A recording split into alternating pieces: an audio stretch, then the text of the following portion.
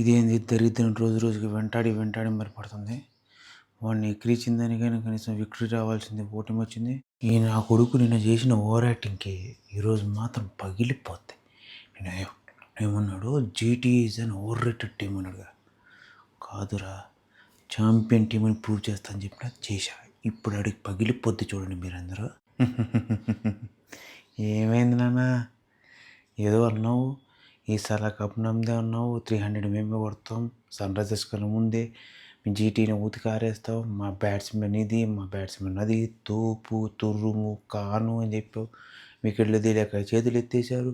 First ఓవర్లో వికెట్లు పోగొట్టుకున్నారు. కనీసం 190 స్కోర్ చేయకుండా చేతులు ఎత్తేసారు. బ్యాటింగ్ వేసుకుని ఉన్న జిడ్డాడారు. ఏంది నాన్న మీ బ్యాటింగ్? ఆర్సీబీ ఈసారి కప్ నమ్మదే అన్నావు కదరా, ఏమైంది మ్యాచ్? రేయ్, వచ్చేసాడు ఆడు, వచ్చేసాడు. ఇప్పుడు నా తోల తీర్చేస్తాడు వీడు. పా, ఏడు గెలవడం ఏమో కానీ ప్రతిసారి ఓటమైందిరా బాబు దరిద్రంగా. ఒరే, జీటీ టీం ఓనర్స్ ఎవరో తెలిసి కూడా నేను నీతో బెట్టేసాను చూడు. నా అంత బుర్ర తక్కువ కాదురా. రే, మ్యాచ్ ఇది జెన్యున్ మ్యాచ్ కాదురా, ఏదో తేడా జరిగింది. ఓవరాల్గా ఏదో మొత్తం తేడా జరిగింది.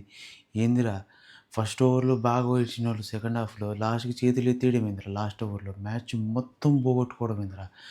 అంత స్ట్రాంగ్ టీం ఫస్ట్లో కొలాప్స్ అయిపోవడమేందా మా ఆర్సీబీ. ఒరే, ఏదో మతలబు చేశారా, చెప్పండి రా, ప్లీజ్ రా. ఊరుకో, అంత ఓవర్ యాక్షన్ వద్దమ్మా.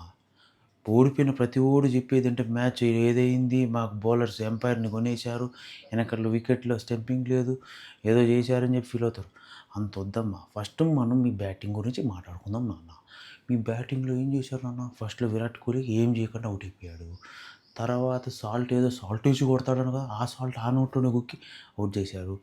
తర్వాత వచ్చిన రచిత్ పాటిదార్ ఏమీ చేయలేకపోయాడు.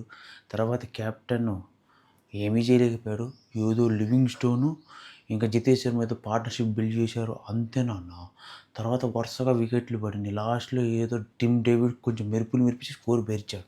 మా బౌలింగ్ చూసావారా? మరి మా మహమ్మద్ సిరాజ్ మీ ఆర్సీబీ కసిగా వేసిన ప్రతి బాల్ని అపీల్ చేశాడు. వికెట్లు మామూలుగా తెలియదు.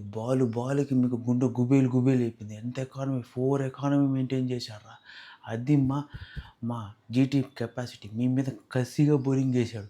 సో మా బౌలింగ్తో మీరు వణికిపోయారు. 169 ఫర్ 8 లో స్కోర్ చేశారు. ఆ గ్రౌండ్లో లో స్కోర్ డిఫెండ్ చేసుకోలేకపోయారు. అసలు మీ టీంలో బౌలింగ్ ఉందా లేదారా? అరే, మనం నిజాలు మాట్లాడుకుందాం రా. ఆర్సీబీ బౌలింగ్ గురించి నువ్వు మాట్లాడుతున్నావు కదా.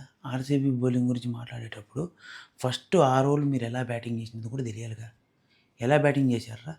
ఫస్ట్ 6 ఓవర్లో 41 రన్స్ మాత్రమే స్కోర్ చేయగలిగారు. అంతకుమించి మీరు పెద్ద స్కోర్ ఏం చేయగలిగారా?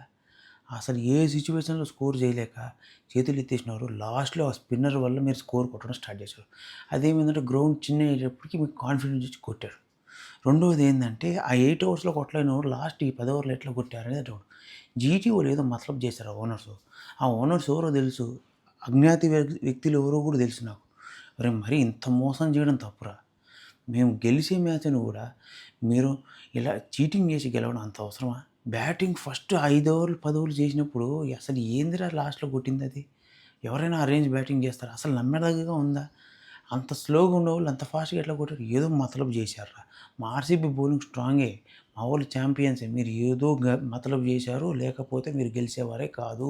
ప్రతి ఓడు ఓడిపోయిన తర్వాత ఇచ్చే రియాక్షన్ ఇదేరా నాన్న. ఏదో మతలబు జరిగింది, మీ టీం ఏదో మోసం చేసింది, ఇది చేశారు, ఎంపైర్లు కొనేశారు, అది చేశారు, ఇది చేశారు అంటారు. మనకు చేత కాకపోతే చేసే పనులు ఇవే. మనం ఓడిపోయినప్పుడు ఓటమిని నిజాయితీగా ఒప్పుకోవాలి నాన్న. ఇట్లా పక్కుల మీద నిందలు మోపించి తప్పించుకోవాలనుకోకూడదు.